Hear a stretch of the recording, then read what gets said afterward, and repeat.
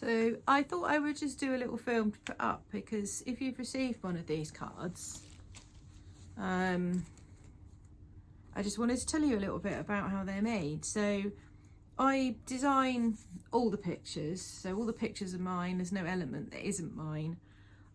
Some of them are from watercolour sketches or watercolour elements that I draw, and then I put them on the iPad. Some of them are completely digitally drawn, like this one, which is made up of a sketch of a pigeon and a design that I've done behind. I then use my sewing machine to sew them onto cards. So some of them have a background. All the papers that I use are recycled. So at the moment I've got this lovely supply of sparkly paper, which came from a wallpaper sample book that I cut out the papers. So I try to only use what's already out there for these. I print these at home on recycled paper. I sew my cottons. I either get secondhand if I can find strong enough, good enough ones, or I buy them from a local shop, Newport, in the Isle of Wight, so supporting a small business.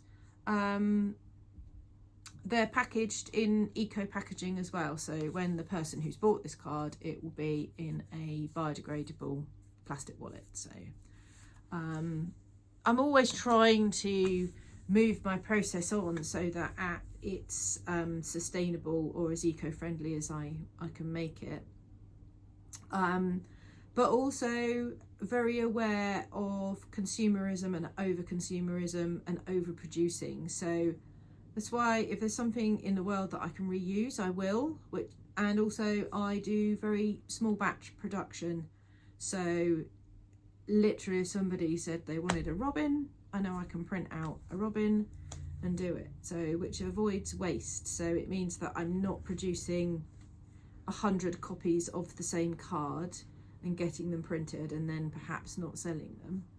But also it means that when I do print, so sometimes I pay to get things printed. It does cost me a bit more, but I try to, well, I do use sustainable card or recycled paper, and preferably sustainable card and paper, because it comes from forests and things that are managed, so trees are planted to replace the trees that are taken down.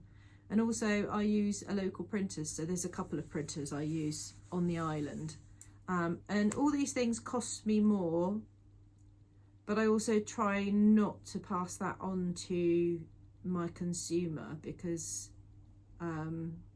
it's important to me to make things affordable, as well as creating a good business for myself, that I know that I'm not creating my own sweatshop, which sometimes I feel like I'm doing. So some things I do take longer than I'd like, but I balance those out with things that take less time. So I'm just going to get on with these cards now. I've got a few more to produce of the ones that I've printed out.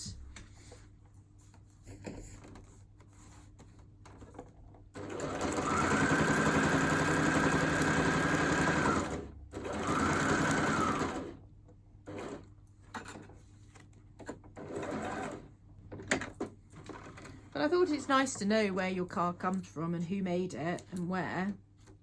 And these are all made in my studio at the end of my garden, known as the Hive.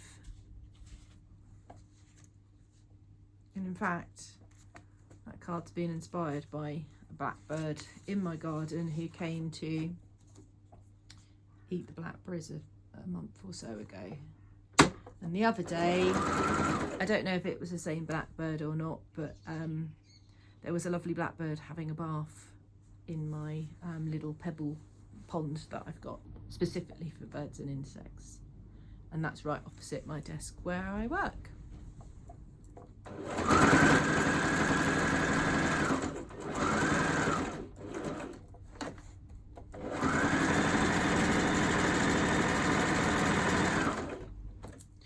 The annoying thing about sewing, or any work really, is I just can't seem to get the height right for my desk, and I get a coat hanger pain due to being hypermobile. So I I tend to do things in small batches as well. One, to maintain my interest, but two, just physically, I have to switch up what I'm doing.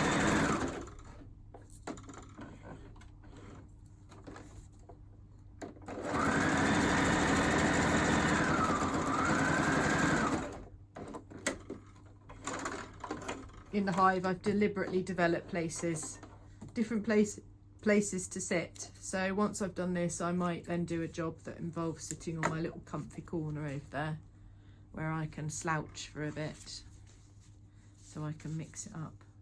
But yeah, so that's it. I'm loving this one.